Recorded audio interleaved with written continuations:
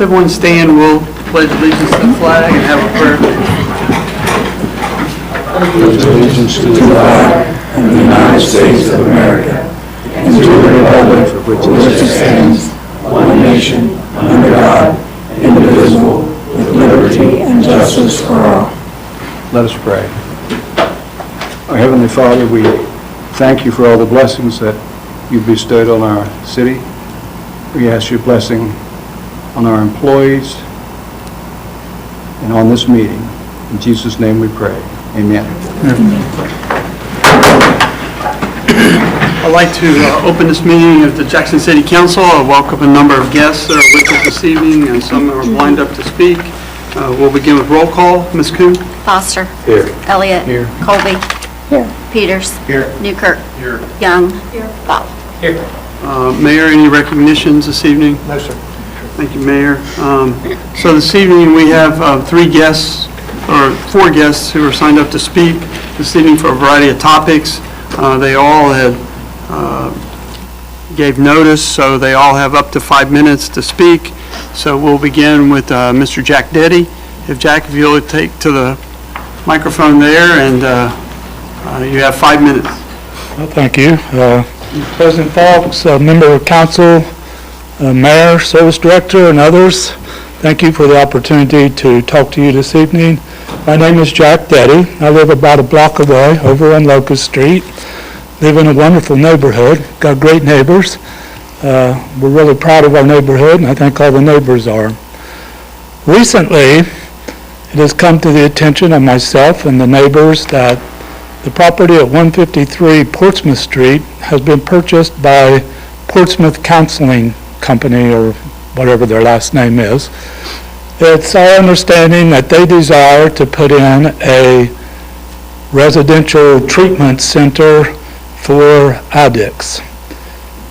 I am strongly opposed to that, as are many of my fellow neighbors. I've been talking with the service director about this for a few weeks, and it's hard to get information as to about what really is their intents.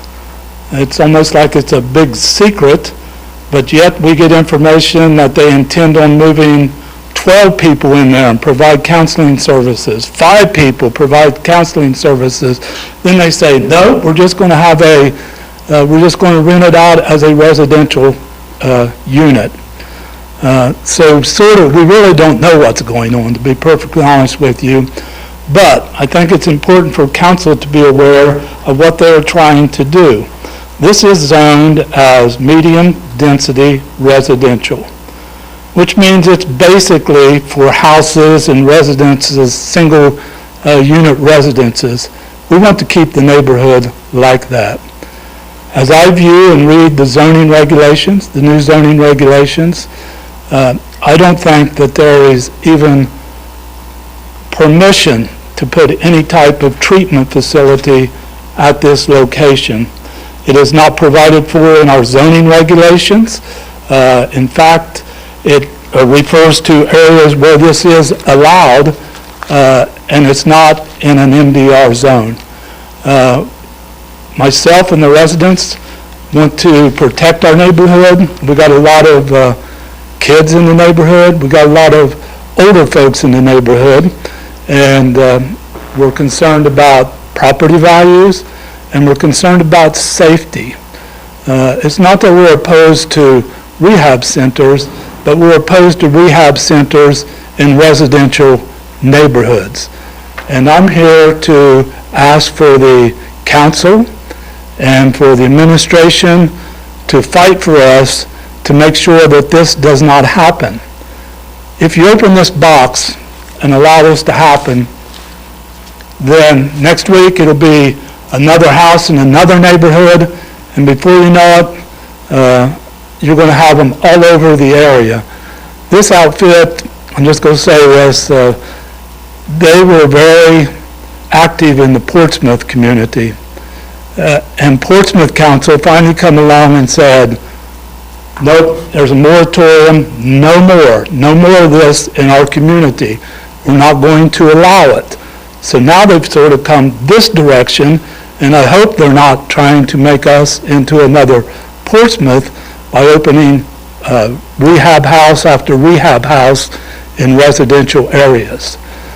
So I just want to make council and administration aware of this, and that although I'm here by my, well, I've got one neighbor here with me tonight, although I'm here speaking on my own behalf, I'm here speaking with many, many, many of my neighbors in support of me being here this evening to raise our concerns about this. Let's not open this Pandora's box. I don't want this to become North Portsmouth. I want this to continue to be Jackson with our residential neighborhoods. So I just wanted to bring this to the attention of council.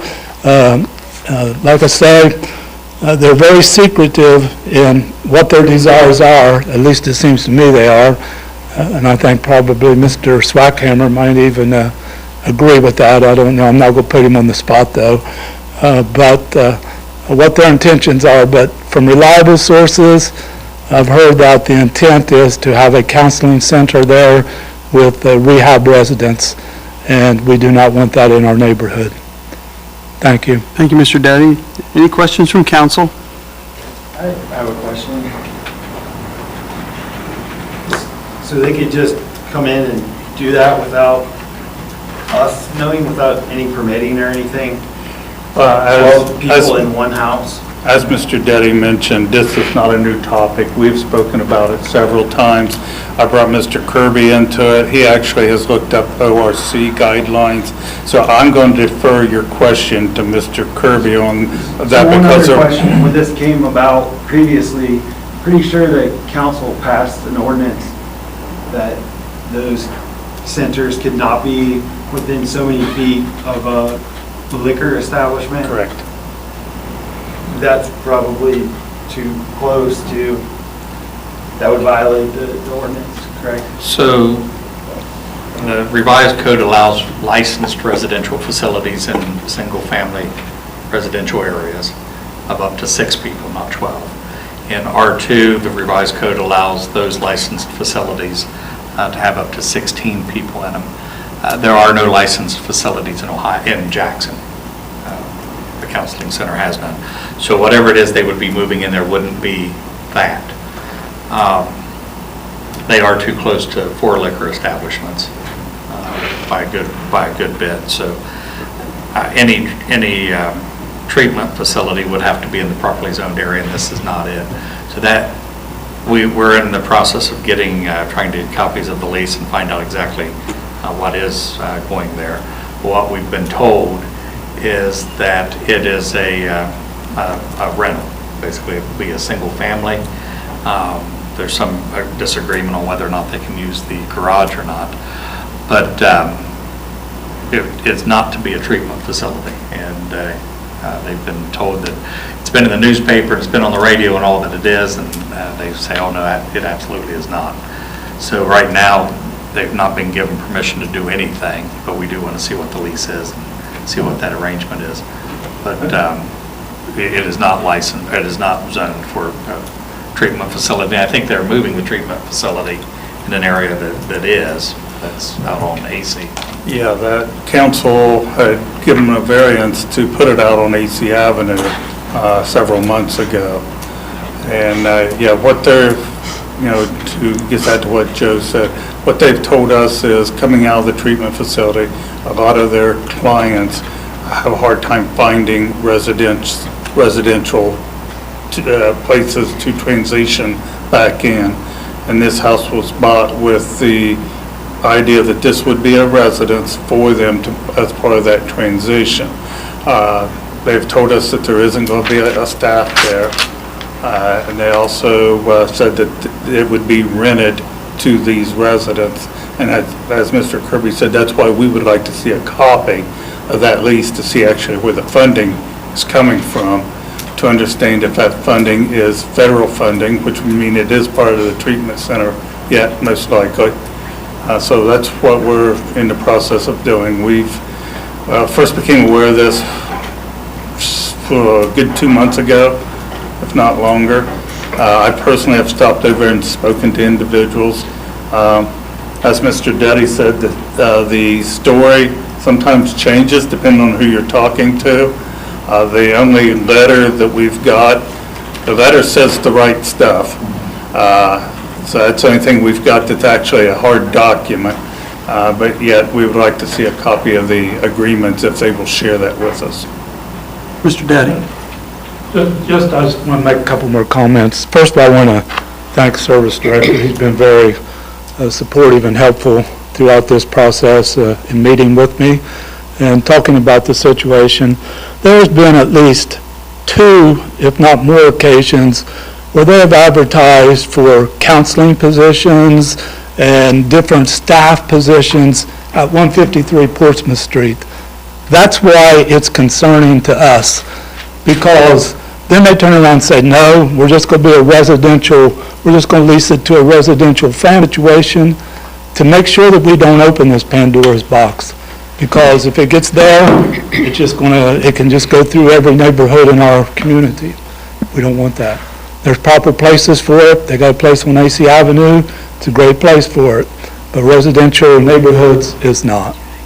Thank you, Mr. Daddy. Other questions for Mr. Daddy? Mr. Evans? Jack, I agree with just about everything you said, by the way. And if council, we spent a long time updating our zoning regulations that were, I don't know, 30, 40 years old or whatever. And one of the reasons that we thought that was needed because these situations kept coming up that weren't addressed in our old zoning. So we made it a point to try to protect our neighborhoods as much as we could in the new zoning with Joe's help and with the company that helped rewrite the zoning. And that was one of the major goals, was to protect our neighborhoods and our city. We've seen it happen. We've seen what he's describing happen in other towns, and we in the last several years, we as administration, with council's backing, we have made a strong effort to enforce our zoning, whereas maybe some have been more lax in the past, and we will continue to do that. We'll continue to improve the zoning if we need to. We'll continue to enforce the zoning that we do have as far as we can to the Ohio Revised Code and to protect our city. I agree with what you're saying, and we'll do everything we can on our end. And just one other point, I probably disagree with Joe on this, but I don't think they're permitted there by the Ohio Revised Code either. Only if they're a licensed facility, and they're not. Yeah, and I don't think they meet the state requirements for that, so. They'd have to be I don't licensed. see where they can't even file for a conditional use because it's not permitted, even as a conditional use. If it's a treatment facility, it's not, they can't. Okay, thank you. So the question is whether it's a treatment facility or whether it's just a single family. And so it's going to be fact specific, and we'll just need to watch that. But it is not a residential treatment facility. They're not licensed. Are people living there now? No. Any Trying other? to catch it before. Well, I noticed there's furniture and lights and things on really early in the morning, so I thought maybe it's going to. They were using it as how their AC Avenue facility is being remodeled. They were using it as a temporary training facility for their AC Avenue staff. Well, that's probably not allowed either in a residential area. Other questions, comments? Thank you, Mr. Daddy. Thank you, guys. Mr. Wood? I'll give you the same. I'll give you 5 minutes there, so go right ahead. Okay, appreciate it. I'm here specifically to talk about the Portsmouth Street municipal parking area. I tried to email everybody on council on the 5th. I don't know if those came through and were available to you guys to that, but specifically more about the Apple Festival and the impact that lot has. And in the past, it's been administered by the Jackson Fire Department and managed, I guess, for lack of a better term, by a Boy Scout troop that sold the lots in spots just for that week of the Apple Festival. There's 46 spaces, I believe, up there. And A majority of those were taken up by residents and business owners that are in the downtown area. And by now, ordinance that was just recently enacted, that parking lot will now be during the Apple Festival just an open access lot. My concerns with that is there's only one means of ingress and egress into that lot, and it's an alleyway. That's going to create more people trying to come in and out to find parking, and will essentially probably push some traffic into the festival area. But, you know, there's several business owners and residents that relied on that during the Apple Festival to have access to their, to living. I mean, the folks that own the building that I'm in, live above it, they don't have a place to park during the Apple Festival, and they live downtown. So I guess my main thing is, you know, that email that I sent to everyone had a list of different potential resolutions to be able to address that, but, you know, at least during the Apple Festival, to be able to have that for downtown, we have businesses that are carrying money back and forth, and, you know, some of those spaces were rented by individuals that, and organizations that have booths in the Apple Festival that are carrying PTOs and that type of thing, just to be able to have close access so that they're not carrying, you know, thousands of dollars, if that might be the case, to and from their cars during the Apple Festival. Now, I don't want this to be in any way, shape, or form. I mean, the Apple Festival is a wonderful event. It's a great community event, and brings a lot of economic value to the downtown and to Jackson area. Most of us downtown that have dealt with it for years understand that there is a little bit of, I don't know what the best term would be, but it's inconvenience. And really with that decision, it's just made it more inconvenient than what we had before. You know, we got a new flower shop downtown, and they're going to need to be able to deliver flowers. You know, again, I said the PTOs, we have employees that are downtown that need access, you know, regularly.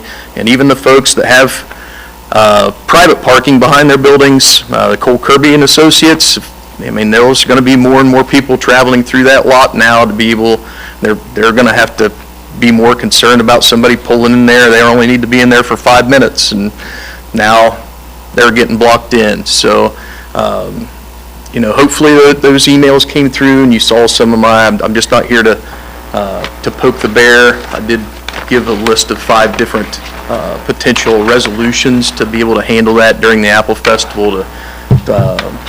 I did meet with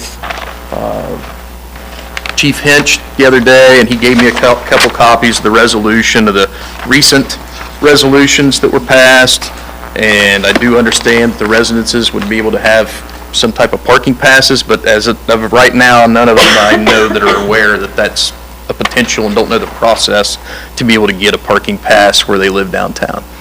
So, I mean, I appreciate it. I'm glad that you guys have an ear, and again, if you have any questions, or there's several spots that are back there that you know, most of us just need to be able to leave and come back and have a place that we know that we can park.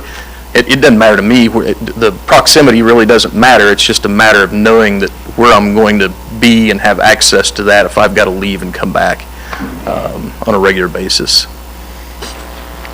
Anybody else want to? Thank you, Mr. Wood. Let me see if there's questions for your, I didn't receive your email, but I don't think it was the council's intention to keep businesses from parking there. I think we were under the understanding that permitting process, which was section C in the ordinance, was going to be taking effect.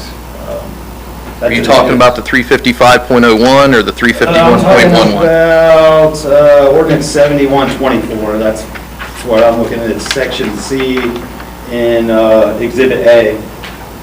It says individuals whose residence congested or for landlords, which I think that would be business owners as well, but there's a $50 fee and a parking pass, which is what I thought the intention of the ordinance was, is to allow businesses that don't have parking, especially Broadway Street, to be able to use the lot all the time, be your spot. The other reason why we wound back the other portion for the ordinance allowed the fire department to sell the spots. Well, somewhere along the line, they gave it to another nonprofit, which is probably not legal. Because we can't donate city funds or property or anything. I think the Ohio Constitution spells that out, that you can't give it away. You can give it to the infirm and homeless. It says Section 7. I may be wrong. I read it back then. But I think the administration falls in your court to kind of decide how you want to fix it. The parking permit, have you sold any permits? Have we advertised any of that, or? This resolution was updated almost a year ago. The signs will be posted this week, because a lot of these signs weren't just for that area. A lot of these signs were for the downtown area, not just the Portsmouth Street area.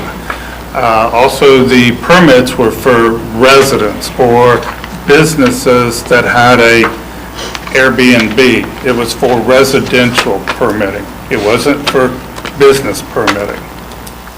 That was the intention back when this was changed. And that's why we also was put in there that from 3 a.m. to 6 a.m., there's no parking in any of those areas unless you have one of these permits. So the police will be, anybody that's parked in that city parking lot between 3 and 6, that's how they clean them out. And then it's a public parking lot starting at 6 a.m. in the morning. That was the intent back when it was all changed. I guess I'm asking what stops. Does anyone out there own their building? What stops their landlord from coming and applying for the permit on their behalf? It was set up for residential because a lot of people were starting to live downtown above the buildings. I don't disagree with you on that, but the whole argument started with cars being parked on Portsmouth Street for the whole week. Then as we dug into it, we realized that the fire department had permission to do that. I don't think the council has any issue with the fire department taking it back over if they're going to do it. They didn't have permission to sublease it to another group, and that's why we took that out of there. I'm pretty sure it passed unanimously, so pretty sure everybody was on the same page with that. So if we have a member of the fire department here, if they're willing to take it back, we'll give it back to them, they sell the spots for that week. But we need to decide residents, landlord, because it does say landlord, but like I said, what would be the difference if all these business owners get in touch with their landlord? Bo or Jeremy probably owns the whole block, and say, go give me a parking pass for $50, and I want spot 21, and I want it all year, and I want Joe Wood right in front of it, so they know where my spot is. What's stopping that?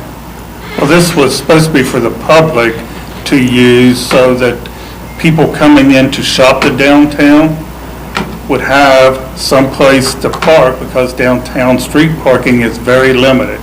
So throughout the rest of the year, that's what it was set up for. It wasn't set up to be designated parking spots for businesses. The exception that was made was for residents. Well, the council has the right to revise any of this, so go ahead. So you could authorize the service director's office specifically in here if you wanted to sell permits for just that 1 week. That money would go to the city instead of some charitable. That's what I'm saying, give it to the pool, give it to something else, give it to something that's... But because right now he doesn't necessarily have the authority to do that. I don't. But that would be one way you could do it. Mayor Evans. So it has been about a year, so I don't remember the details, and I really wasn't involved in it. But I think the changes they wasn't initiated by the administration. But I was thinking it was from complaints from other businesses downtown. It was, because what was happening is people were complaining that people would park a vehicle on Portsmouth Street and leave it there all week to have a parade spot. Right. So that's what we were trying to alleviate. There's several businesses on that, I guess that's the north end of Portsmouth Street. We can fix it, the council can fix it, but Yeah, I mean, I agree. you need to do it tonight. Council can do whatever they want, but I will, that idea of the city taking it over and taking money, I know when the Boy Scouts had it, under the fire department, whatever, maybe that's allowed, maybe it's not, but they had somebody there monitoring it to make sure the right people were using it, and the city's probably not going to be able to do that very well. Would the fire department like to have it back and not give it away to anybody? If they do go ahead, come back to council and say we're giving it back? Would you guys want it? For the fire department to take it over, I would have to ask the association.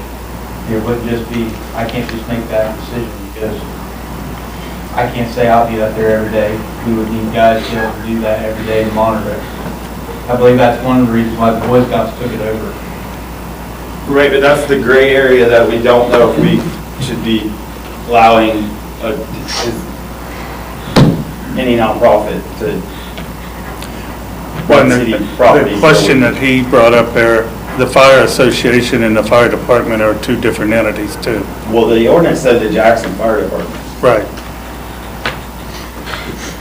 Well, I'm all for changing the ordinance, however. Do we have to, is your office wanting to permit? Is the police? We haven't heard from the chief, he's probably the most important guy here in regards to this situation. Maybe we should let him I speak. think he had a role in helping council get it written, actually. So, So there's a lot of complaints from one end of the downtown business district to the next. One thing you said in error, I believe, minor, there was never an intention on anybody having specific spots.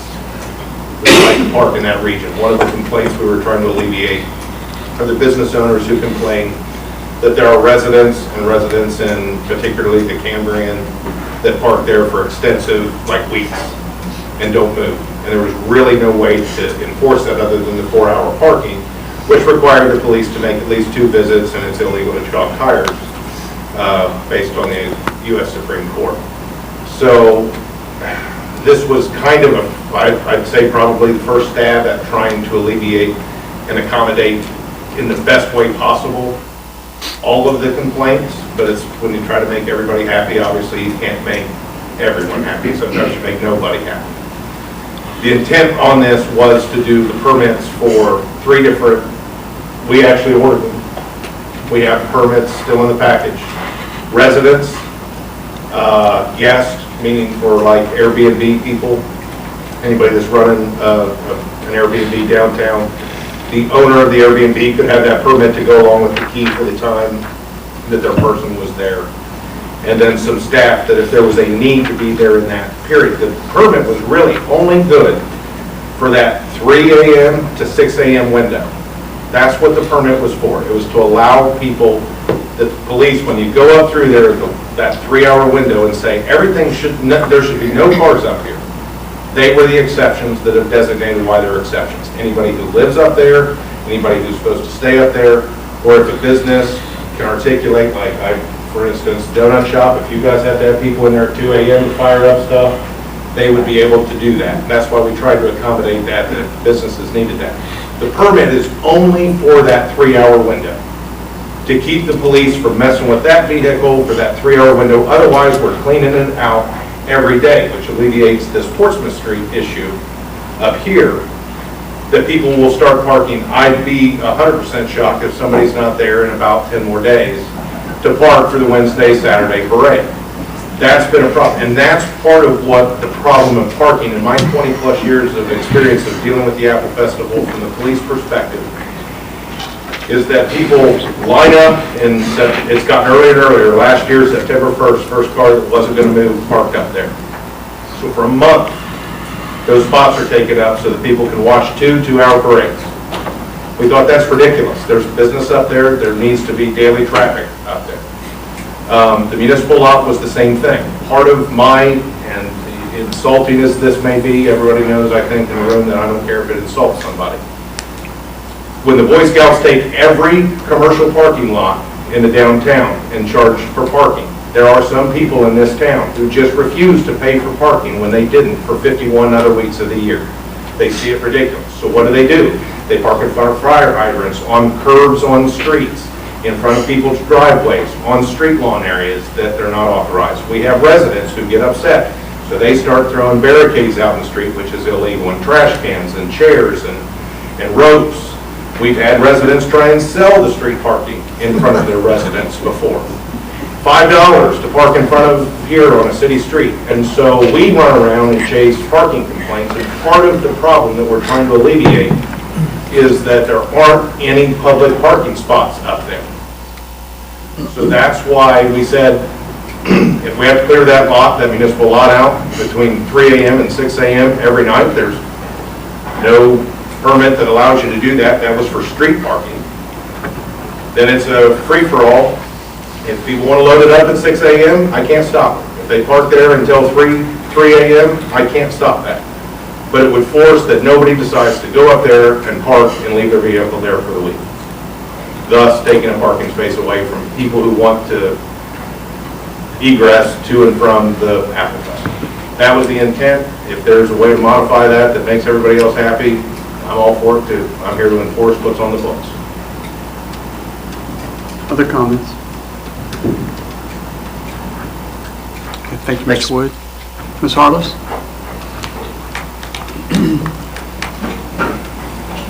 Thank you guys for letting us come in. I'm backing Joel. My topic is the same thing. Parking is taken away from us on Broadway Street because of the festival. We have no other options.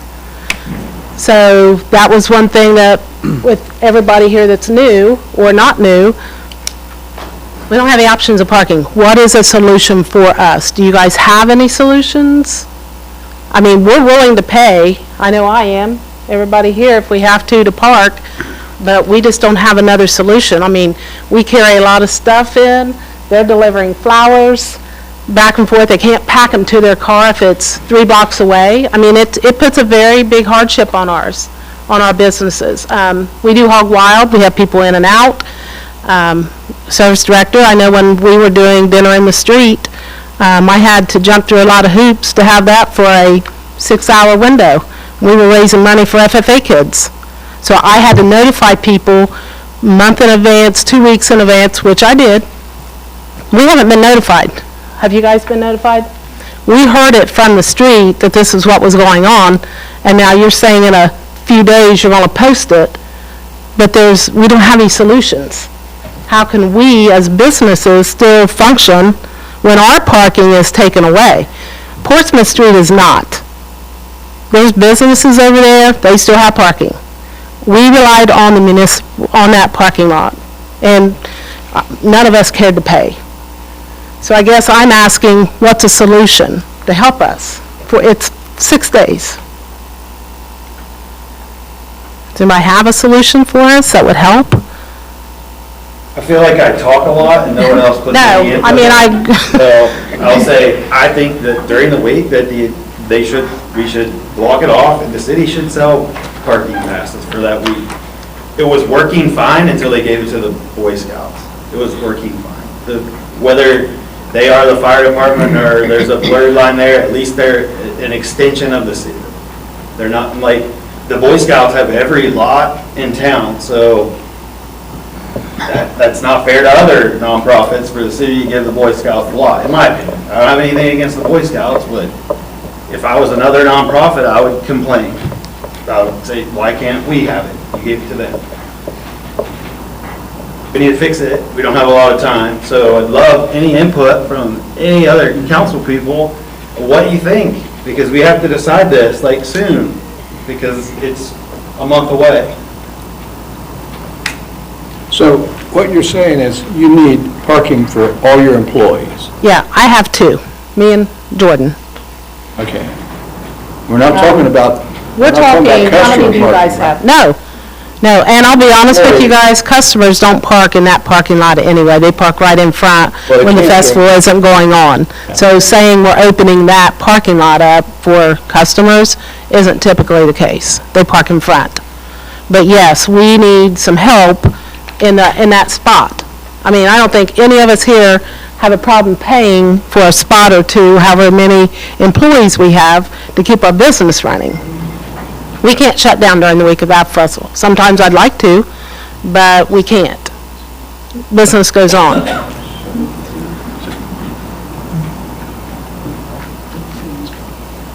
How many employees were we talking about? I have two. They have two at the flower shop. They have 4 at the donut shop. How many do you have, Chris? But I can still park behind the top. Okay. I do have vendors that want to be there to kind of police the building when it's busy, so maybe. Joel has 2. So, Can I ask what they did before with the Boy Scouts? Is that what y'all did, bought places from the? We've always bought spots, Boy yeah. Scouts have done that for probably 6 years. Yeah. And it's $45 a spot for the week, and there's 46 spots there, and that lady worked 12 hours a day. She did. 7 days during that week for a $2,000 fundraiser. So if there's another nonprofit that wants to do that for $2,000, more power to them. But, you know, I don't have a problem. I really think $45 is a little cheap, to be honest with you. I hate to say that out loud, but Yeah. I mean, to be able the to. parking isn't an issue. Still be able to operate your business during that time, there's going to be a cost. I mean, it seems to me like something along them lines would be the solution again, but we're gonna need someone to monitor it and not try to monitor it with the city police. They're not gonna have time to.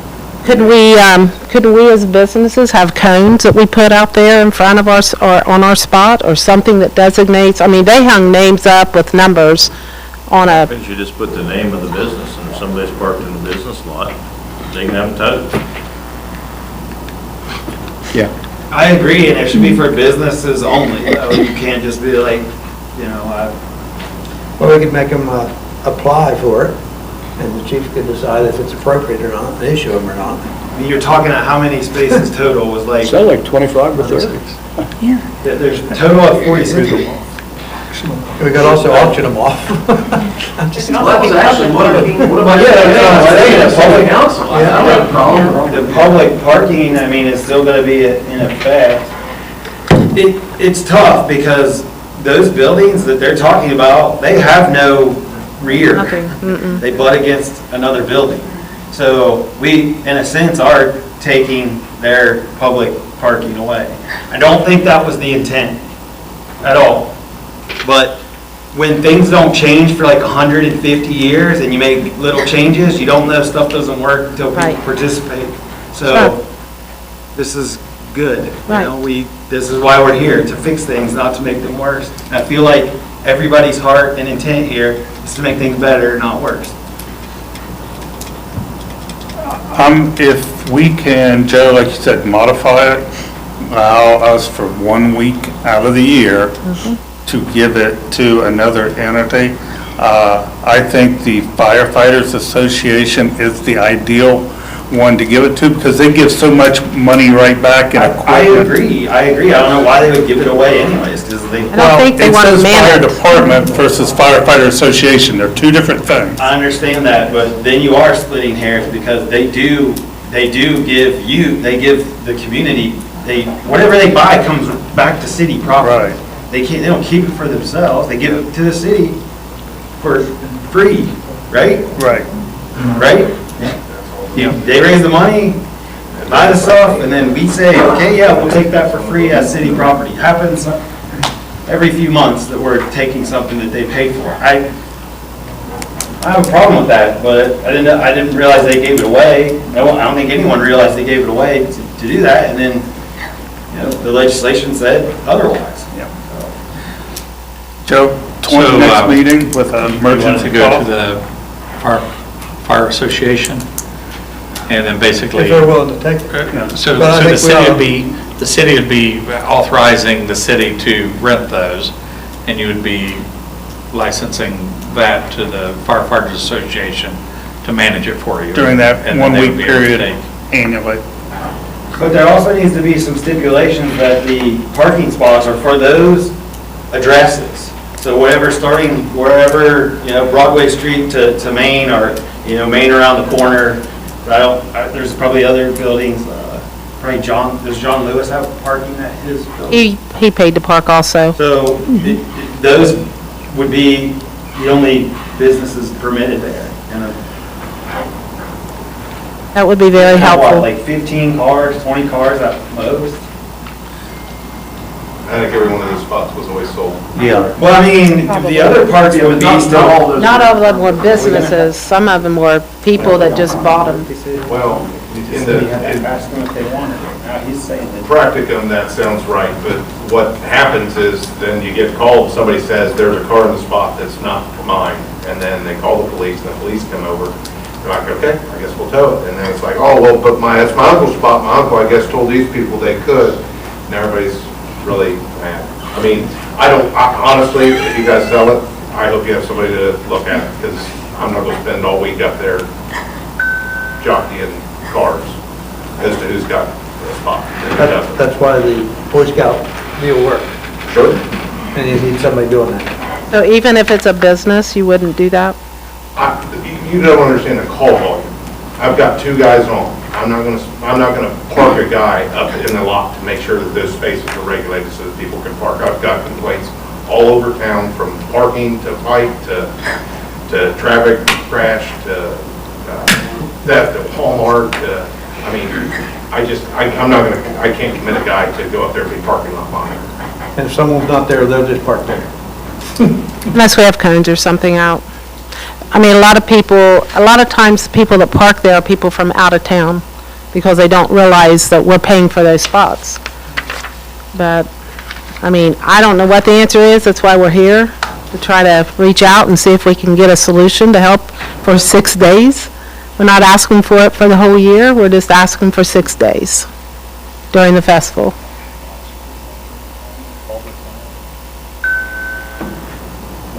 Well, it could be run like the Boy Scouts ran. She ran a cable with the number, and then you had a number, we put them in our cars. Yep.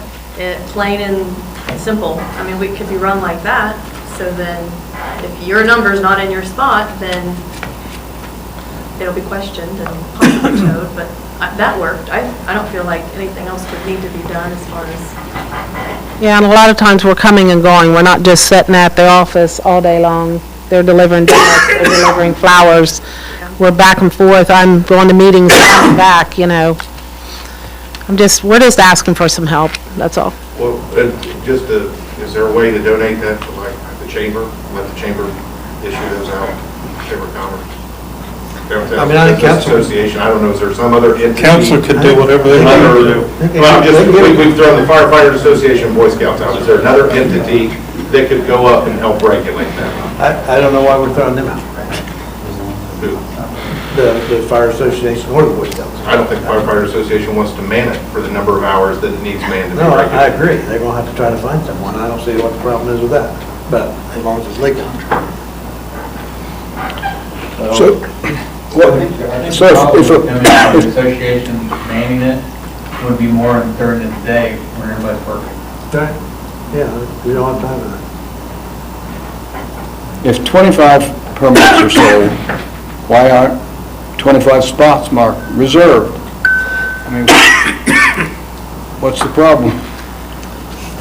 Am I missing something? If somebody parks in those spots, who's going to enforce it? Put that onus on the person that's their spot that's reserved. I mean, I still think it happens, and they didn't ask to tow you.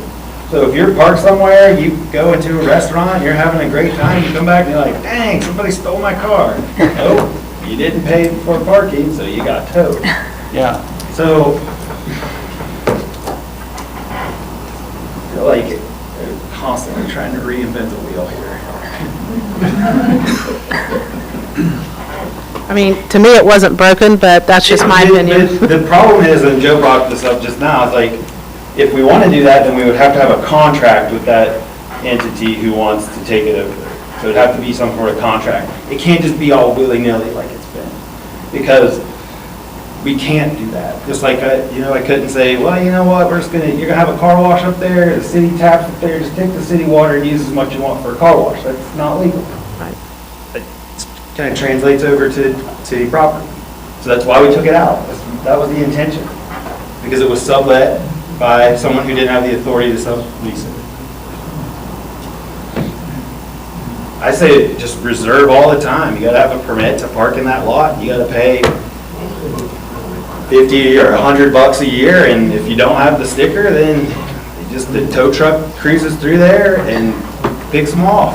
I don't see why you need the police to enforce it. If you got, the tow truck drives around, and if he sees one, he's gonna make a few bucks. He's looking for a sticker or a placard hanging on, the mirror. All the time, not just like all the time. I guess I was kind of misunderstood too about the 3-hour parking. I thought we were just talking about the street parking. For the people who live uptown, for the street parking, they had to be out for those. If they didn't have the pass, they'd have to be off the street. Didn't really translate to me that was the municipal law as well, until after you said that. So we have to figure out something. Years ago, if I can interrupt you there real quick, years ago, probably before anybody was here on councils, I did a little bit of research. Those lots originally were put on the business utility bills, probably 15, 20 years ago, and you could just pay for it on your utility bill on a monthly basis for access to the municipal lot. So I guess that for some reason, the administration raised it from, I don't remember what it was, $18 a month to $40-some a month, that people just stopped paying. And then it just kind of reverted back. So, I mean, that's another option, is to put that on the utility bill. The city collects the income from it. You have a municipal spot for that time frame. I think the quick fix is just that if we do a contract, whoever wants to take it, Boy Scouts, Fire Association, then we look at it long-term. I still think you should, that lot, if we're, just sell it, put it up for sale. It's just liability at this point. I think the lot is ideal for employee parking all the time. That's what I'm saying, is like, if you're a business, you want to purchase the pass for the year, and you want 2 spots for, even if you have an extra spot for a patron. Yeah. It's marked, it's yours, you police it, you call a tow truck. So for employees to park out on the street is self-defeating. I've always said that, but. And that's probably 80% of the parking uptown. Yes. And that lot, really, if you, depending on times of the day, it looks like probably 6 cents employees and some of the other evening, but there's normally 20 or 30 empty spots in there at a time. There's only a few cars parked in there most of the time. I think it should be permit all the time, always. And I like the idea, put it on, if you want them, you want 2, you bill them for it. They have a certain sticker, if the sticker's not there, then they're gone. Just call the phone number, hey, call this number to have the tow truck, this is my spot, this is my sticker, they're in it. Does the police have to be involved do I have to call you if someone's parked in my in my spot, in my driveway? I either have to have towing contracts done with the specific towing companies, the police, public lots, if it's a public entity. If it becomes a private entity, through contract, through sale, anything like that, then it's up to the private entity to make that arrangement. Well, the police don't have to be present to tow off of private property. But for public property, it should be initiated by us. Unless it's under contract. Unless the city has, we've got the contract with them that they're allowed to patrol that lot under these certain circumstances. And that's typically a pay station type situation that's got a display tag. That's how it's typically done in those other cities. And you'd have to create the signage too, that let You'd have to people create know the who to signage, call and where to get their car and all that, notify them. So It's a week, it's a week out of the year that it's really is the mess. Otherwise, that lot, you can go through at 2 o'clock in the afternoon, 2 o'clock in the morning, there's 1 to 2 cars. I think one option is just make it, rent it for the week.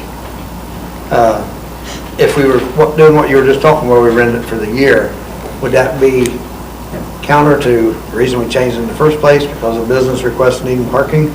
If we take all that parking and sell it all, then they don't have parking for their customers, the ones that complained last year. Well, I think they were complaining mostly about the street parking, not Oh, is it? necessarily Not that lot? municipal. At least the ones who reached out to me were complaining about the street parking. The other thing that you were saying, like, the week could, it's too late now, but could we put it out for like a bid, like say $100? You know, we can go enter into a contract where we just let someone pay us for it, and whatever they make off of it, they can charge whatever they want for those spaces that week. You can do that, yeah. I mean, we got to do something now, so I like the idea if you guys could handle it, if the council needs to put, provision into this ordinance so we could get it passed in time for X amount of spots per business that's affected, and then each address of those businesses that don't have on-street or don't have off-street parking for 1 week. I mean, you're paying $50, then they pay $50 or whatever your administration fee is, charge it, and then we'll go back to the drawing board after the 4th week of September. Yeah, I mean, we could try to make that work if that's what council chooses. We need to look out for, the people who are bringing our downtown back to life. I agree. We're not here to stymie any business by any means. So, I see a lot of heads nodding. We need to both do that tonight under New business. new business. We'll bring it up under new business there at the end. I have one other question that's off topic. There's going to be water lines through those areas also coming soon, tearing up the sidewalks. Do we know dates of what streets will be tore up at what time yet? Not yet? Okay. It won't be during the Apple Festival? It will. Okay. Thank you. I appreciate your time. There will potentially be some work started before the Apple Festival, will probably be down on Broadway Street. Oh, great. On down Broadway. On down, okay. But it will not happen during the Apple Festival. Okay. If we could get a heads up, that would be nice. And then we have another place to park even, to keep out of you guys' way. Because that's going to be a problem again. Pardon me? Yeah, you're going to need a place to park. That's what I'm saying. Yeah. We're going to have no place to park again. So that lot would be nice to use it, for businesses.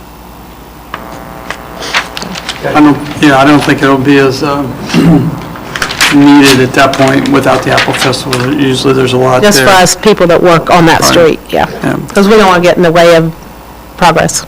Absolutely. Okay. Thank you, guys. Thank you, Ms. Harless. Next, we have Ms. Miller. Yes. Good evening. I am Kathy Miller.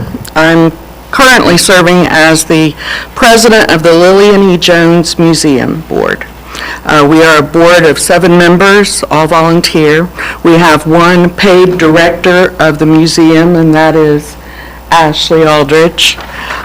We are here because we are faced with some challenges. Some of you may not be aware, but the Lillian E. Jones Museum building and property is owned by the city. In the city auditor's office, it's listed as city property. Auditor's office? Yes.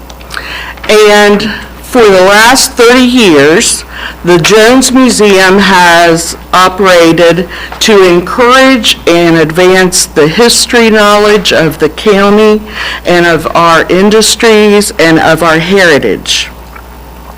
Lillian Jones died in 1991 and in 1995, and all of this is in your packet. But in 1995, it was established as a museum, and I have served in some capacity for the last 15 years. We function on a trust that is set up by Lillian, and we're only allowed to spend the interest of that trust. We have done that successfully, sometimes by pinching pennies, and we have done that for the last 30 years. We are coming to the council, and we have worked with administration, and we appreciate everything that we've done, and we've worked with Joe a little bit. But we are faced currently with some financial challenges, one main one being that the roof is leaking into the kitchen in the rear. However, it has just become noticeable with the torrential rains we've had this year. It is not with every regular rain, but it does need repaired. The roof is more than 20 years old and was replaced at the expense of the museum the first time. We have been fortunate that we have recently had pretty good interest income, but that's dropping. And since the building is owned by the city, and there are some other things in there that need attention, we are asking that we be placed on the budget for 2026 for some major things to prevent further decline of the property and maintain safety, decrease liability, and keep the impact of the Lillian Jones Museum going. We have a very far-reaching footprint. We house a lot of genealogical records. We house the newspaper collection from the city of Jackson from beginning in 1858. Those are nowhere else in the world. We recently, with a grant, were able to purchase a scanner, and we are currently in the process of scanning all of these so they are digital and can be searched digitally. We reach out to the city school systems. We've spoken both in Jackson City Schools and Wellston. We really do a lot for visitors to our area, both physically with our presence in the county and more so even now with social media. We have a lot of people following us and inquiring. We have had authors come. We have paranormal guys coming later to see if this building has any kind of ghost. But we're working on a book that we're publishing of Ed Jones' sunspots, a variety of those from 5 decades. So we do get grants. However, Jeff was on the board with me then, but we tried to get more grants. And as we were working through that process with Megan Malone, we found that because it's owned by the city, we are precluded from obtaining many grants that we might otherwise be able to get. So we're kind of in a catch-22, and we just need some help to maintain the building. And we're open to questions if you have any. And you're welcome to contact us at later dates as well. Thank you, Ms. Miller. Questions? Do you know the number needed for repairs? We have asked for $35,000, and we do not have an estimate for the city, for the roof at this point, because that has just recently become very noticeable with that damage, and that got us looking at the age of the roof. There are a lot of points on the roof. There's some chimneys, there's some dormers that challenge.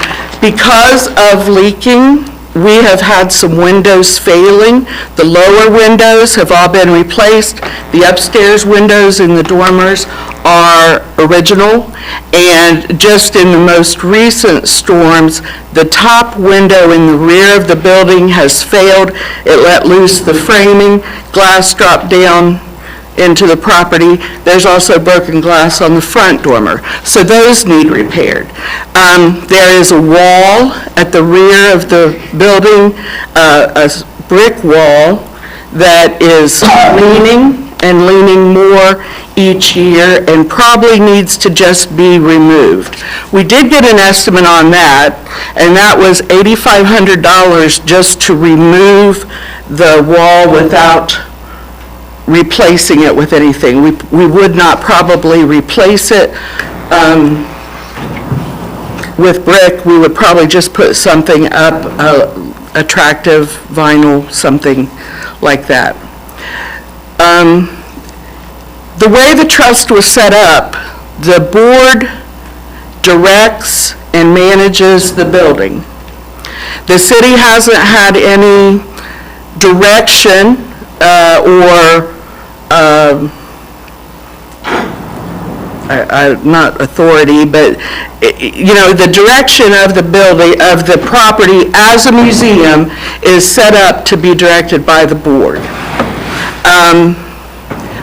But by it being city property, in the last probably 5 years, we have worked more closely with the city. Currently, the city mows the lawn, does ice removal, some things like that. There was an HVAC problem that they came in and looked at it, and it was an easy repair. The hot water heater has not worked for a couple of years. Nobody showers there, but warm water is nice in the winter to wash your hands. It's an old building. It was built in 1867, I believe. There's a variety of information in your packet. I just wanted to draw your attention to it and ask for your consideration. There is a list of some of the main needs as far as repairs that we feel. And there is an impact statement of some of the things that the museum does. We're not just a building that sits there and is a shrine. We're active, and we're excited about our future. Kathy? Yes. Would it be possible to break that down into 2 or 3 years? I would say it could be. Yeah. I don't know, and there is some maintenance money budgeted. We have a budget that we go by. There is some money budgeted for maintenance each year. We have come before in years past to the council to release an extra amount of money. We did that when we had to replace a furnace and when we had to replace a floor. I can't think if there was any other time. Brett might remember, but They did some work on the wall back there too, on the wall. Tuck Point. Yeah, they did tuck point on the side wall that is beside it, like between where Kinnison School was. Jeff has stories about the balls coming over from Kinnison School to Lillian and not being returned.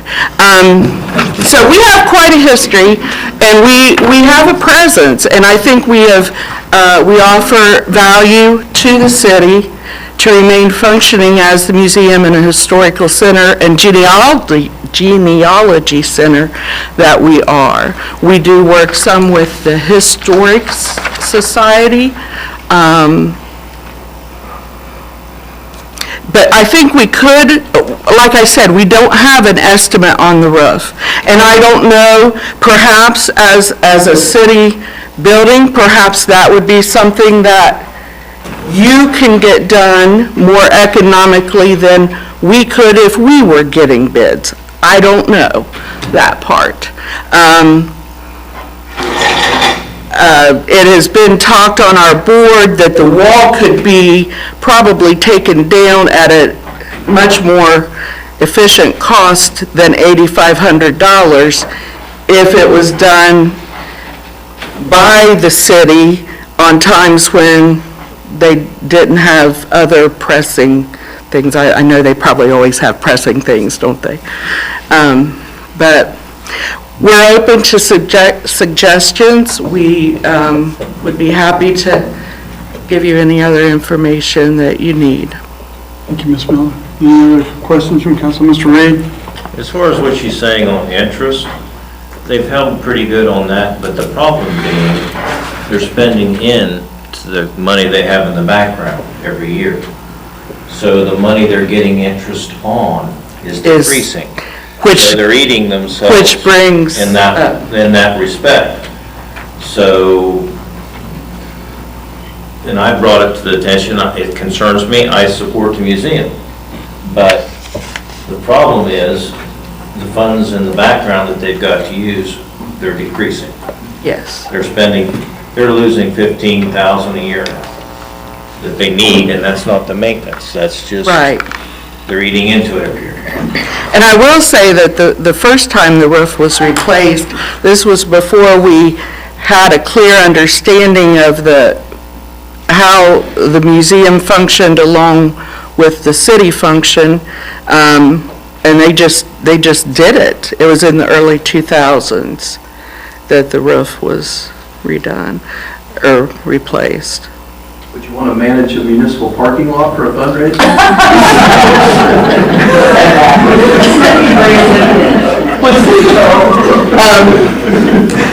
Did I mention we're all older people that are on the board? We do have plans, Brett. We have talked about, we are going to be selling the book of Ed Clark's Sunspots. We do have plans to approach with some of our information, some of the bigger businesses that might want to just be, you know how they have sponsors on the football and the field. We could put up signs and have sponsors that would like to help. We really do have a good outreach and a good product that can't be found anywhere else. And it's important. Mr. Sparkhammer? Well, she's touched on it a little bit ago. Kathy, I knew you guys did do some fundraisers, 5-6 years ago. Yeah. And I know the last couple of years, I haven't seen any fundraising opportunities. We have you guys not. put forward. But may I tell you a couple other things we have in the works? The last 2 years, we have been very fortunate to have interns, 3 college students intern with us in the summer and work alongside Ashley. Emma Babst, help me. Emma Babs, Sabrina Sprague, and Abby Plants. Yes. So out of that, we have, we have started the scanning of all the newspapers, but we have worked up a couple of mystery nights to host like a murder mystery or a mystery dinner type thing as a fundraiser. A couple of years ago, we did not a ghost walk, just a walk around. It was kind of a ghost walk because we did it on Halloween, and that was very popular. People just paid to come, and they walked around with, they had Mr. Irvin uptown dressed up, and he spoke to them, and they went to Sperry's Funeral Home, and they went different places. We have something planned for this year, and it's called Upstairs Uptown. So many people, it's like, what's up there? Why do we only get to go down here? So we're looking at a few buildings that we could take another walking tour and actually get into some of the upstairs of the buildings. I haven't met with the commissioners yet, but we're trying, with Jeff. So they're not safe. Well, maybe not. We're going to see about the upstairs of the courthouse, and some want to go upstairs of Stifler's or G.C. Murphy's. We're trying for the Masonic Lodge. I don't know. But anyway, so we do have plans, and it's exciting and it's fun, and those would be fundraisers. What else? We have something else. And the sponsors. Yeah. So at the rate of burn right now, when are you going to be out of money, Mr. Reed? Not just out of I have interest, but out papers of in my money. book. But currently, the trust was set up with $150,000. And Joe has looked at it for us too. But $150,000, and then we could only run on the interest, and I think currently we're, Set up with 4 original. oh no, it's never had 4,000 in it, has it? 400 was set up with, there was 100,000 that was set up separate 25 that was set up. For the immediate repairs, then 400,000 to be kept in trust. I've never in my life, I've been on it 15 years, and we've never had more than, in the 300s. Maybe we had 4,000 at one time. Do you recall, Jeff? Mike Morgan is our, I was on for 18 years, and we had 400,000 when, did you? I thought when I left there. You spent down the 400,000, you're projected to have 300 and, I want to say 45,000 at the end of this year. Okay. We really need you to roof the building and help us with maintenance of the building. And I don't have an estimate on the roof currently because that has just come up as a pressing need in our last meeting. And that's, as we've seen the plaster kind of coming from a pooling area. We've gone out and looked, we don't see. So we would just like you to consider putting us on a line item for maintenance, or I don't know if it's capital, it's not, is that capital improvement? I'm not sure. That's what I was about to ask.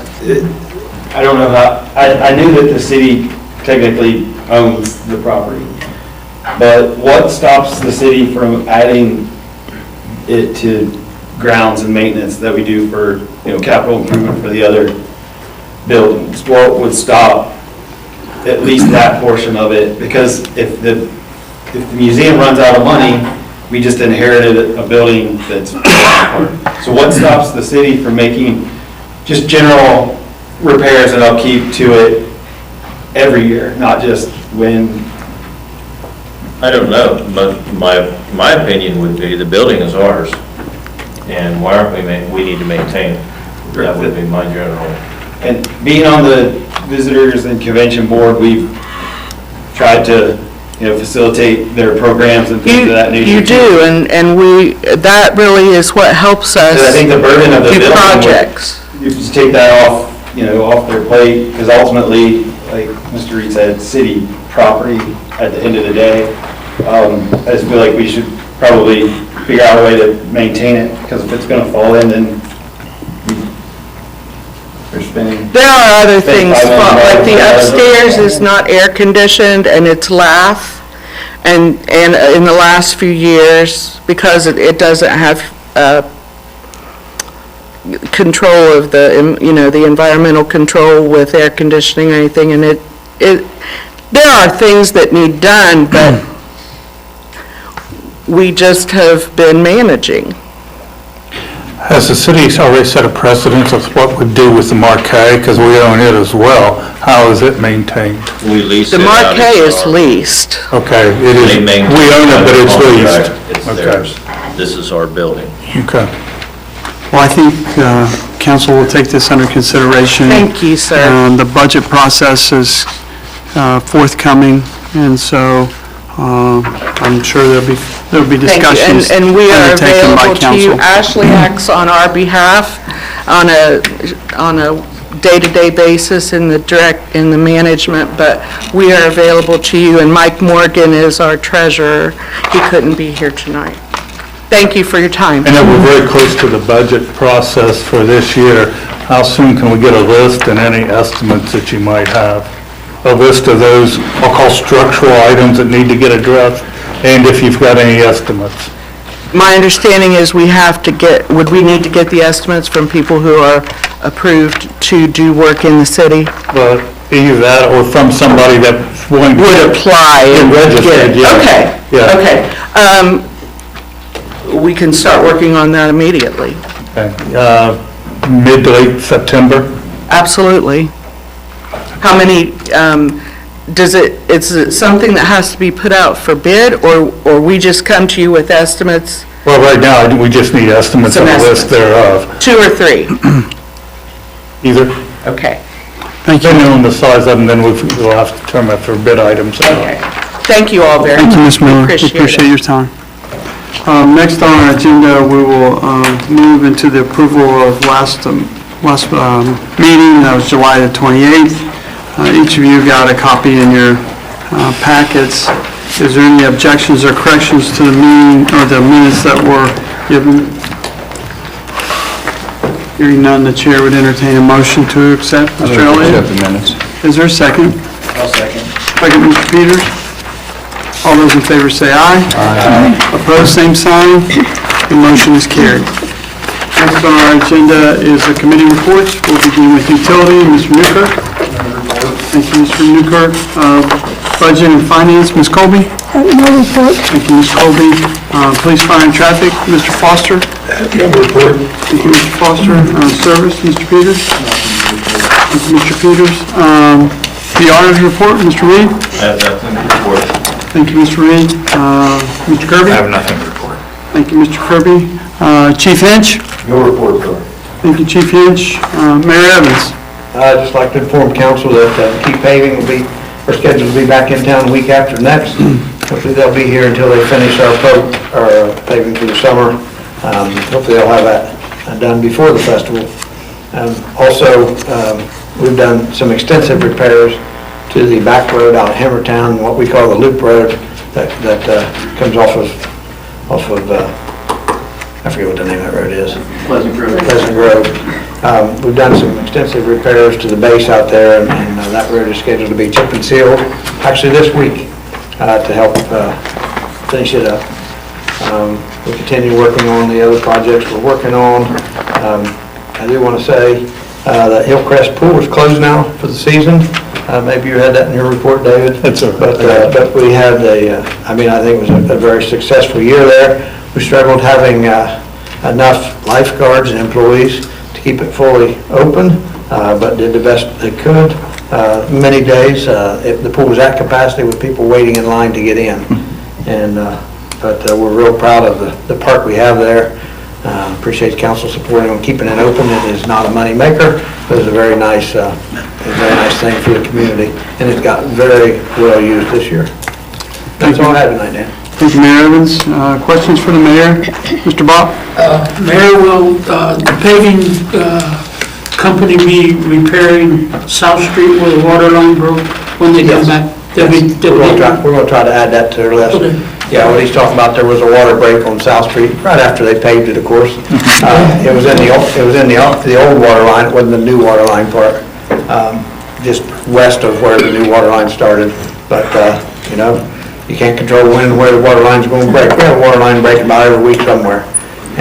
But yeah, we'll get that fixed back up. Thank you, Mayor. Any other questions for Mayor? Mr. Swikammer? Yeah, I think most people are aware, but we got our little baby 35-gallon trash cans. And so if anybody out there has a large can that they would like to trade in for their little can, please reach out to the utility office. Those have serial numbers. We have to get them swapped out, so we'll actually deliver the little one, pick up the old one so we can reassign the serial numbers and such. So didn't take long for the public to hear that one. Also, there are 4 different legislative items tonight associated with the radio systems used by the police and fire departments. And I've asked Chief Hinch and Officer Bach to explain those a little bit more in detail. Mr. Hickey, or Kyle Hickey, the fire chief was going to be here, but he got called out of town, so Assistant Fire Chief Herb Peoples is here. So, Chief, so these folks better understand, because you guys are still speaking professional. I can't even speak good layman's terms on this equipment. Would you please explain to them the two pieces of equipment that is up for legislative review tonight? We're looking at what is called I'm not the most technologically expert, or technological expert in the building here.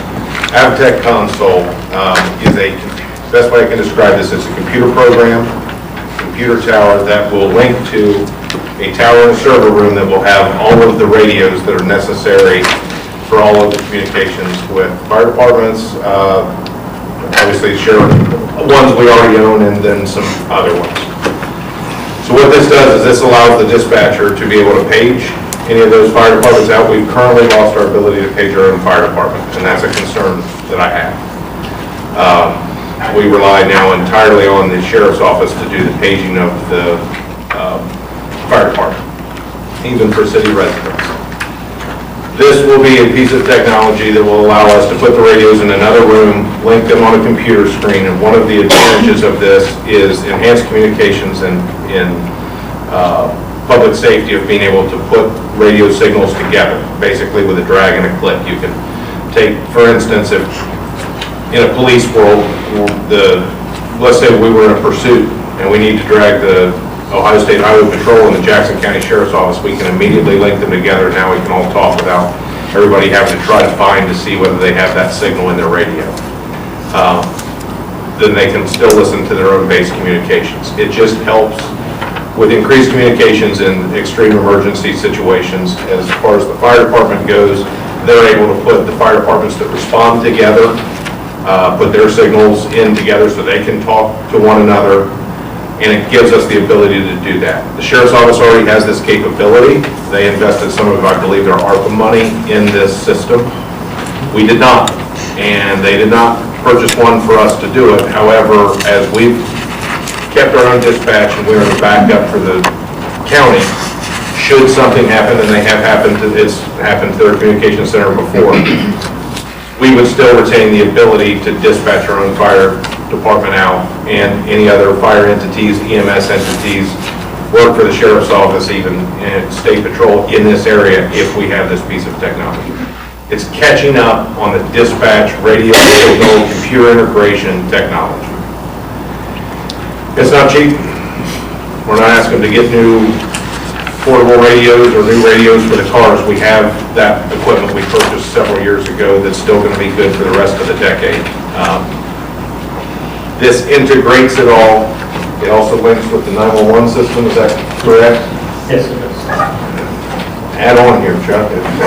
That's what I'm looking for, I just don't know what you did. There are technological upgrades that are necessary. Like I said, they're already in play at the Sheriff's Office. I can entertain questions if I've confused anybody out here, and see between the three of us whether we're able to answer that. Question for Chief Finch. One thing I will add to that is that the city of Jackson, our fire ratings at 5. The biggest thing we get dinged on all the time from moving from a 5 to 4 is communication. Chief Hickey is working very closely with the state fire marshal's office to see what we need to do to get to a level 4. We get to a level 4, then that benefits everybody in the city on their insurance, on our fire rating. So there is a little value there. Also, as the legislation comes up, there's some 2024 POs that the police, in order to help support this, have closed out, providing about $60,000 that they had already earmarked and had earmarked for over a year for stuff. So that is going to offset about a third of what is needed. The rest is coming from general funds that was not budgeted. So that would be the increase in the 25 budget, is those funds coming out of the general fund. Thank you, Mr. Schweikhammer. Questions for Mr. Schweikhammer? Mr. Peters? This is a different topic, but I've noticed that the buzzards are less populated on the south end of town. But I have noticed that the pigeons have taken over now. I've lived at my house for 16 years and I've never had a pigeon nest until this year. And then I started to look and I noticed them everywhere. I don't know if there's a correlation between the buzzards leaving and the pigeons moving in, but even early in the morning uptown, the old Stifler's building, I don't know if that's an elevator shaft or something in the back, there's windows missing, and there's what seems like 100 pigeons inside it. And then if you come over and you look on top of the Mason's Lodge, there's 1 million pigeons on top of there. So can we put a bounty on the pigeons? Although City of Jackson is a bird sanctuary city, the one thing that's kept out of there is the common pigeons. So, but there again, you're going to have, we reach out to the health department because of the droppings we saw down there. The health department sent a letter to the property owners to board up, take care of. I haven't seen the situation get much better. Yeah, the old Carl's building is really bad too. Yeah, it's that one and the one that the Artisans building was another one.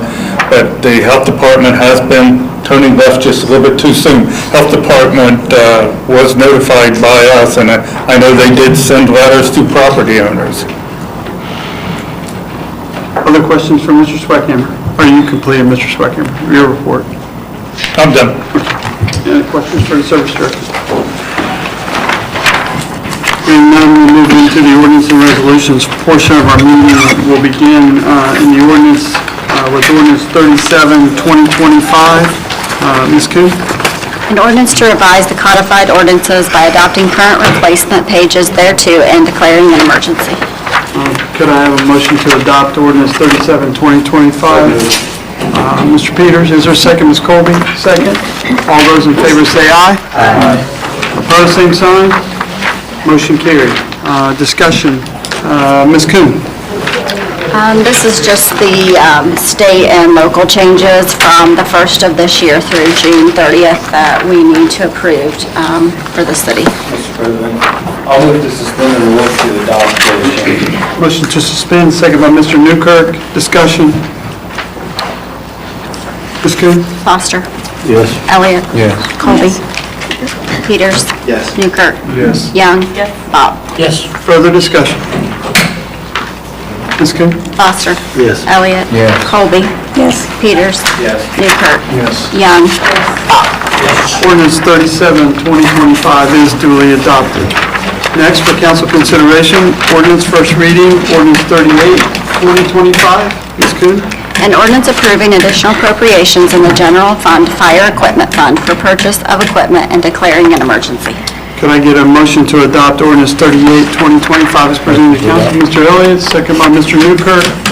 All those in favor say aye. Aye. Opposed, same sign. The motion is carried. Discussion. Mr. Swackhammer. Yes, this is the first of the two funding sources for the communication systems that was just discussed. 39 is the other. There is an advantage to the city if we can get under contract by September 5th. Chuck, is that correct? Yeah. And it'll save us approximately, how much? $31,000?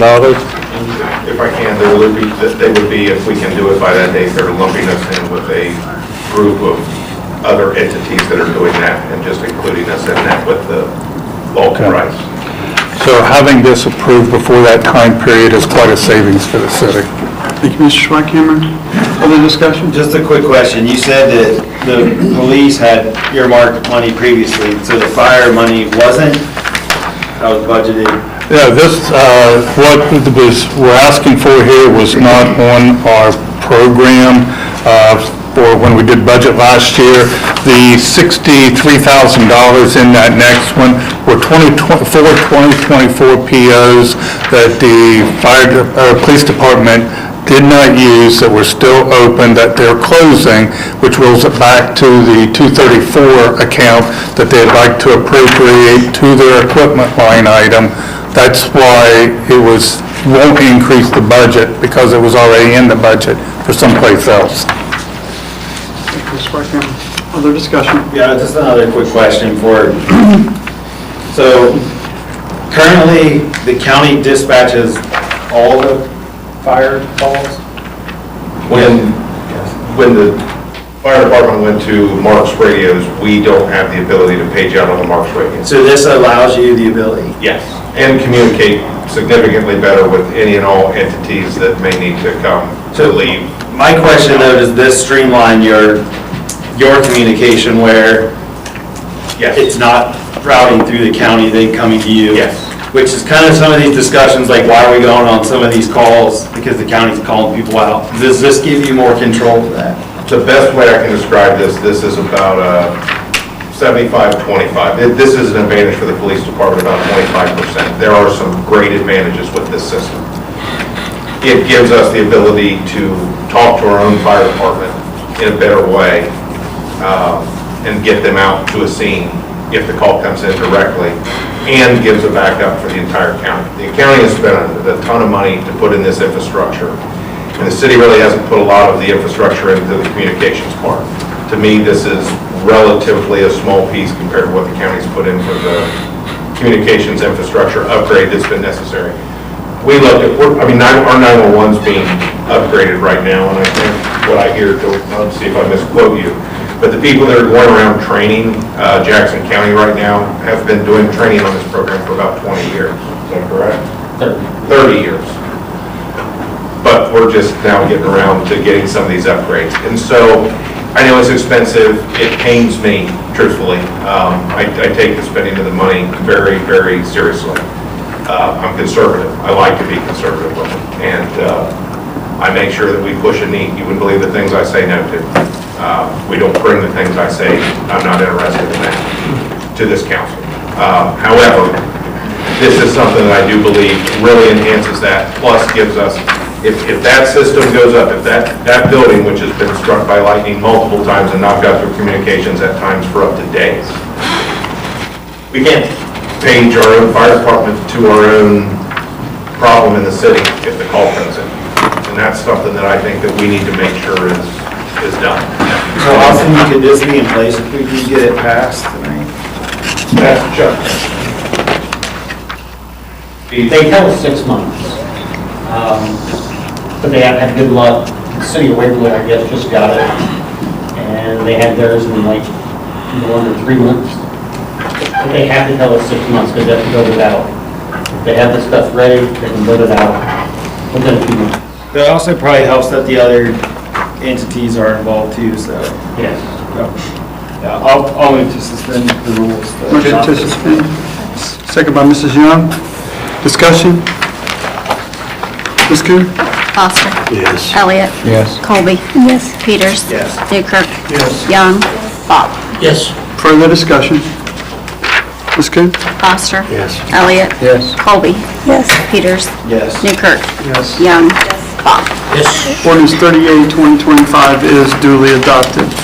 Next, for council consideration, first reading, ordinance 39, 2025. Ms. Coon?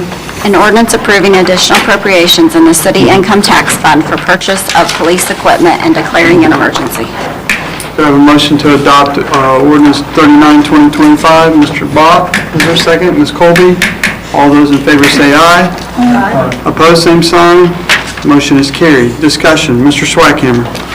This is the second item of the funding. Like I said, those were old 24 POs. Now we're reappropriating that money back into that line item for a 25. Other discussion? Motion to suspend, second by Mr. Newkirk. Discussion? Ms. Coon? Foster. Yes. Elliott. Yes. Colby. Yes. Peters. Yes. Newkirk. Yes. Young. Yes. Bach. Yes. Further discussion? Ms. Coon? Foster. Yes. Elliott. Yes. Colby. Peters. Yes. Newkirk. Yes. Young. Bach. Ordinance 39, 2025 is duly adopted. Next, for council consideration, first reading, ordinance 40, 2025. Ms. Coon? An ordinance repealing and amending the City of Jackson's codified ordinance sections of Chapter 953 relating to Hammertown Lake and Parks. Could I have a motion to adopt ordinance 40, 2025 is duly adopted? Mr. Newkirk, is there a second? Mr. Peters, second. All those in favor say aye. Aye. Opposed, same sign. The motion is carried. Discussion, Mr. Swikammer. Yes, I'm sure you've heard either myself or Tracy talk about the Hammertown Lake horse trails and the grant for $300,000+ we've got to work out there and do some improvements. As we were looking at moving forward, it was brought to our attention that this Hammertown Lake region development still had a lot of things in the old ordinance that is not in place today. And so we wanted to make sure we got it cleaned up to allow us to continue to develop that in a way that is most usable for the public, but yet doesn't go against any of the ordinances we have on the book. So that's what you have in front of you is our attempt to clean that up for that purpose. Thank you, Mr. Schweikhammer. Other discussion? Motion to suspend.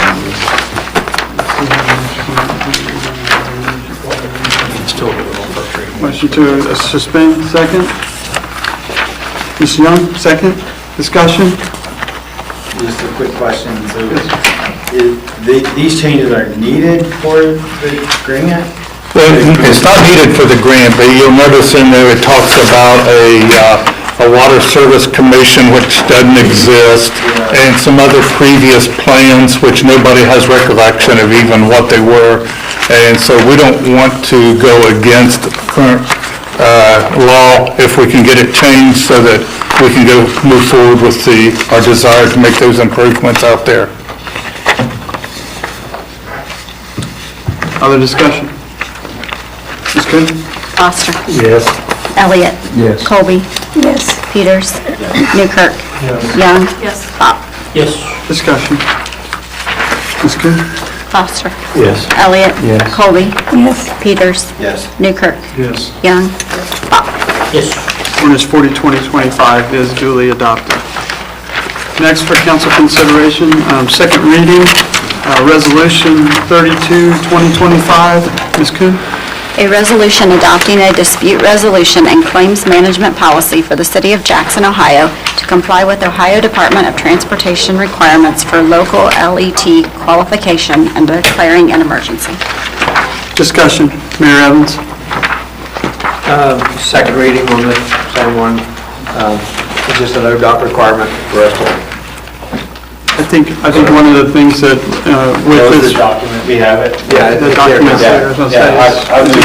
I move to suspend the rules. Motion to suspend. Is there a second? Second by Ms. Colby. Discussion? Ms. Coon? Foster. Yes. Elliott.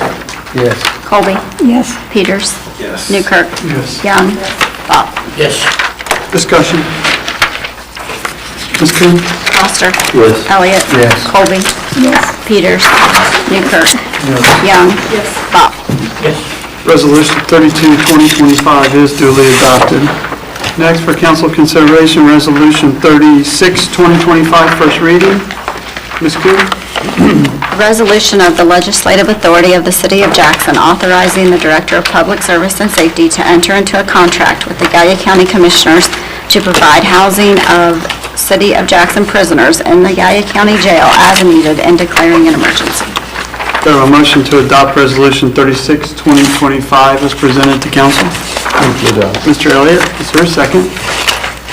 Ms. Young, second. All those in favor say aye. Aye. Opposed, same sign. Motion carried. Discussion, Mr. Swikammer. Yeah, the city had been in contract agreements before with Gallia County Sheriff's Office. As of so far this year, we've let our current one lapse. The sheriff actually, Gallia County Sheriff actually reached out to us And this gives us the opportunity, if we need their services. And now Chief Hinch has managed that very well. We may not need it at all this year, but this at least gives us the opportunity to enter into a contract if we would have to need their facility. Thank you, Mr. Sweattimer. Questions? I just have a question. How many contracts do we still have? We typically use, obviously, the Jackson County Correctional Facility. Galley is our very next go-to. It's the closest, good efficiency, good communication. That's pretty much who we believe anybody else yet this year. Just those, we're down to those two. And I will say, I've been on council before where about this time of the year, they're coming back and asking for like 30,000 extra bucks. So whatever you're doing, it's working, so good job. Thank you. Other discussion? I'll move to suspend the rules. To suspend, is there a second? Ms. Colby, second. Other discussion? Ms. Coon? Foster. Yes. Elliott. Yes. Colby. Yes. Peters. Yes. Newkirk. Yes. Young. Yes. Bach. Yes. Further discussion? Ms. Coon? Foster. Yes. Elliott. Yes. Colby. Yes. Peters. Yes. Newkirk. Yes. Young. Yes. Bach. Resolution 36, 2025 is duly adopted. Next, for council consideration, Resolution 37, 2025, first reading. Ms. Coon? A resolution authorizing the Service Safety Director of the City of Jackson, Ohio to enter into an agreement with Sundance Systems Incorporated for CAD system and declaring an emergency. Could I have a motion to adopt Resolution 37, 2025 as presented to council? Mr. Bob, is there a second? Second. Ms. Colby, second. All those in favor say aye. Aye. Opposed, same sign. Motion carried. Discussion, Mr. Swikammer. Yes, 37 and 38 are the two providers of the equipment and services that we need for this new communication system. This allows us to enter into contract for that. Again, our timeline is we'd like to have everything signed before the September 5th deadline. The sooner the better, so that we can take advantage of that 30,000 plus savings. Thank you, Mr. Schweikhammer. Discussion? Mr. Peters? It says a quote of $38,580, and it says the amount of $38,000 plus a second year subscription of $18,180. Are we appropriating both of those into one total, or we're only appropriating? No, there'll actually be a budget line item for next year, because there's an annual service fee associated with these. Is the first year high because it's the first year for like implementing it? Well, you'll have an installation fee and such. So the roughly $20,000 a year is how much it costs to maintain it? Yeah, I've got my contract here someplace. I didn't copy it. This would, this for year 3. So wait, the reason I'm asking is, or some of this stuff's like proprietary, is this just like a generic company, or is this, I see these are Motorola? Yeah, some of these, this equipment, we didn't put out for bid because it is proprietary to the region. They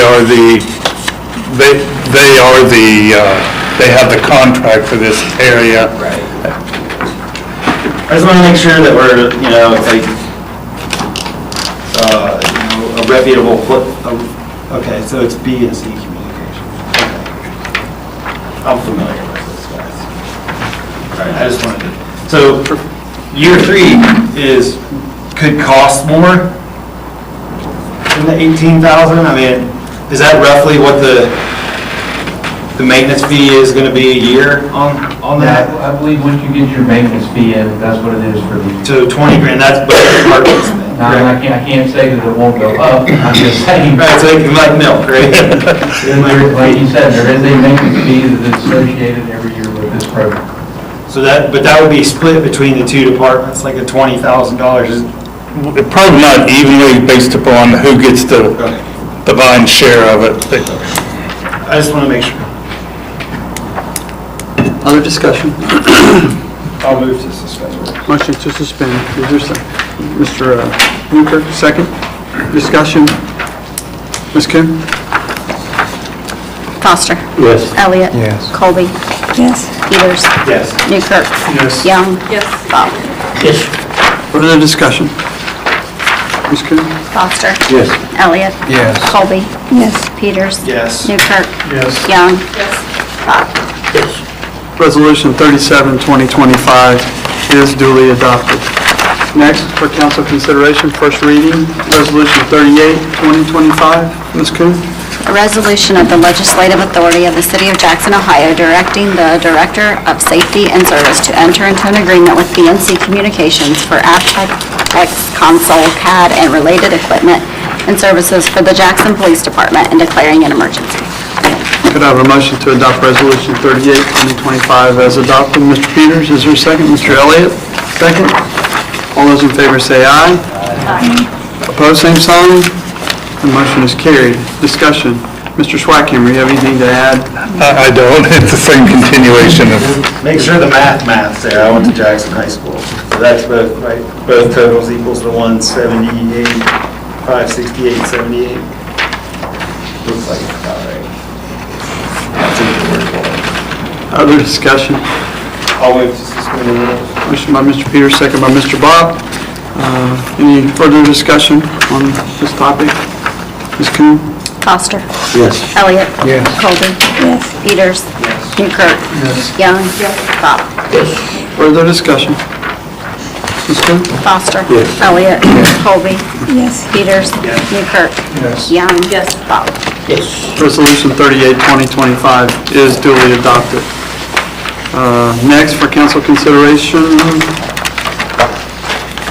is there, what is it, 31? I don't have it in my book, I'm sorry. It's on the list, but I don't have it, so. Anybody have? So, Can you read it? yes, yes. A resolution authorizing an agreement with the Jackson County Economic Development Partnership for the purpose of obtaining bids for the Memorial Building demolition project and declaring an emergency. Could I have a motion to adopt Resolution 39, 2025 as presented to council? Mr. Newkirk, is there a second? Ms. Young, second. All those in favor say aye. Aye. Opposed, same sign. Motion carried. Discussion. Mayor Evans. I don't have that. neither do I. Neither do I. Nobody has it apparently. So This was the last one that I think Jeff can probably explain. Is this the it. update to the bidding for demolition? Yes, so you had passed a resolution authorizing them to submit it for bid. Jackson County Economic Development Partnership has projects in the works now that they've grouped this into. This authorizes the mayor's office to allow them to solicit those bids. It'll do it at their cost, and they have right now an unknown amount of money, but I think it's a significant amount of money from what they said at the last meeting, to contribute towards the demolition. So this allows them to roll that demolition into their project. Is that right? I was thinking that the figure of 200,000 was batted around by Mr. Brady when he was here, that they thought was a minimum amount that they had. Yeah.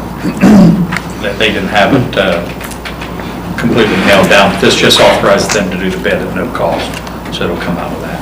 And then, Joe, those bids will still come to council, right? Or will they or not?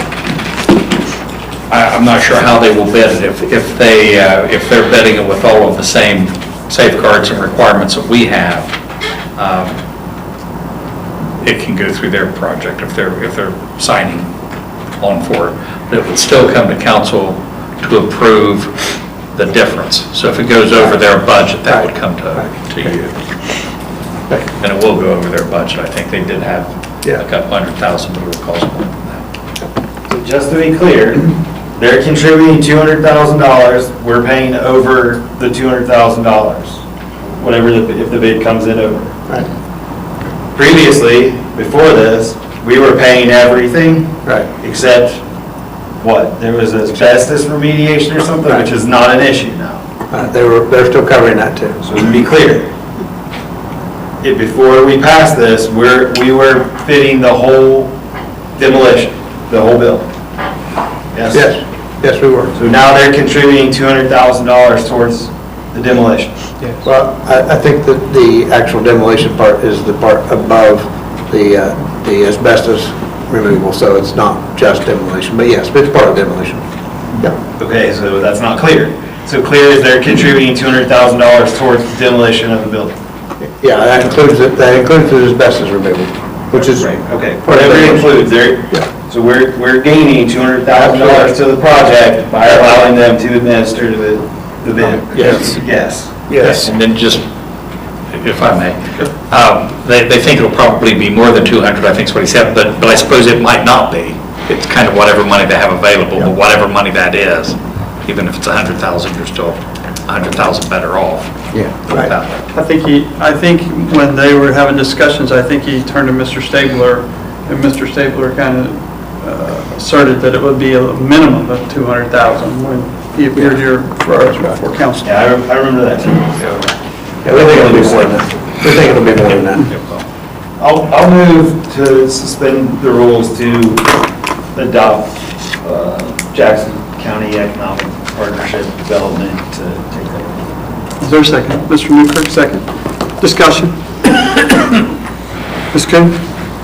Foster. Yes. Elliott. Yes. Colby. Yes. Peters. Yes. Newkirk. Yes. Young. Yes. Bach. Yes. Further discussion? Ms. Coon? Foster. Yes. Elliott. Yes. Colby. Yes. Peters. Yes. Newkirk. Yes. Young. Yes. Bach. Yes. Resolution 39, 2025 is duly adopted. This concludes our resolution and ordinance portion of the meeting. I thank council for their work during this time. I don't believe we have any correspondence that has come to council, so that would put us into old business. Is there any old business to be brought before council at this time? I believe we still has it been decided what you're going to do with the parking lot and what Mr. Kirby needs to bring? I thought that was going to be under new business. Yeah, we're going to bring that in new business. Okay. 1 second. Comment on the item. So Ms. Coon passed out our iPads to us this evening. We have a ways to go here yet to kind of get up and functional. Some of us didn't get our cords or our charging cords or our plug-ins boxes. So we've got a little ways to go and we've got a learning curve to go, but I do think they're going to be very handy. And so we'll continue to work with those a little bit and try and get some instructions out in the function of the file share so that we will not be using these books any longer. And I have contracts here for a few of you still to sign after the meeting. Any other old business? Hearing none, we'll move into new business. Mayor, would you like to comment on the public hearing? Yeah, the planning commission met earlier this evening and scheduled a public hearing for September 8th at 6:30 regarding potential rezoning of some property that Holzer owns out off 93, kind of behind Ironmaker's Branch. It's the same property that Geiger Brothers representative spoke about at the last council meeting. That'll be September 8th, which is just prior to the next council meeting. Thank you, Mayor. Other new business? I will say this. This is my input. Allow them, whichever of these businesses are affected, 2 spaces. You guys decide how much and all that, because you are the admin. You do have to enforce it. Whatever the nominal fee is, a couple of spaces per. If they have to police them themselves, then that's the way it has to be for 1 week. And then we'll figure it out afterwards for something that we can set and forget about going forward. So, Are you making that motion? I'm asking for discussion. I think there should be reserve signs there. that say Okay, reserve. so two spaces per business, that's fair, right? Yes. You got a carpool if you got more than two people, or more than two vehicles. Right. I think there's more than enough room for more than two. Yes. So I think they should get as many as they want. So how about that be an admin choice, that people elected you to lead the city? Give us that, I mean, we're giving you some input, it's like a rough draft, you're gonna write the paper here, okay? So, we trust you. give us that in a motion, or if it requires ordinance, we'll do it, we'll take care of it. Somebody else make a motion. They need you. I'll make the motion. I mean, but you have to have some sort of parameters. We can, ideally, we can amend the ordinance you did. I don't see any problem whatsoever if you directed them to do it now, and they started doing it now. I don't see a problem with that, because the city's going to You're be going collecting to all bring the the money. revised ordinance the next meeting in? I can bring one for that. But that's what I'm saying, they should. We'll just have them. You were going to draft one out, and I'll bring it back to you. Yeah. So you tell me what you want, and I'll put it. Okay, So, we'll do it. just make it fair, I'm sure you will. Try. It's 1 week, 6 days, So- they said, not even a week. So they could begin selling the permitted spaces tomorrow, and then the ordinance then would be handled at our August 25th meeting. So what I was anticipating is that you were going to give them the plan of what you wanted next week, and I was going to say, if you could start it now, but if you're going to, I would rather just wait past it on the 25th, that still gives us 3 weeks to work with the downtown folks. That way we've got an ordinance passed. So we will look then to the 25th to pass ordinance and begin at that point.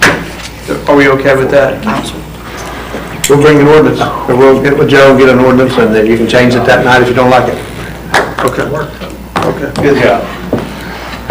Any other new business to be brought before council? We had a Board of Zoning Appeals, we granted one variance at 5 Hillcrest for a building. And no other scheduled for next week? Not that I have none as of right now. You just brought the streets. Subject to change. Any other new business to be brought before council? Seeing none, the chair would entertain a motion to adjourn. Mr. Peters, second by Mr. Bob. All those in favor say aye. Aye. Opposed, same sign. Motion carried. Please stand in.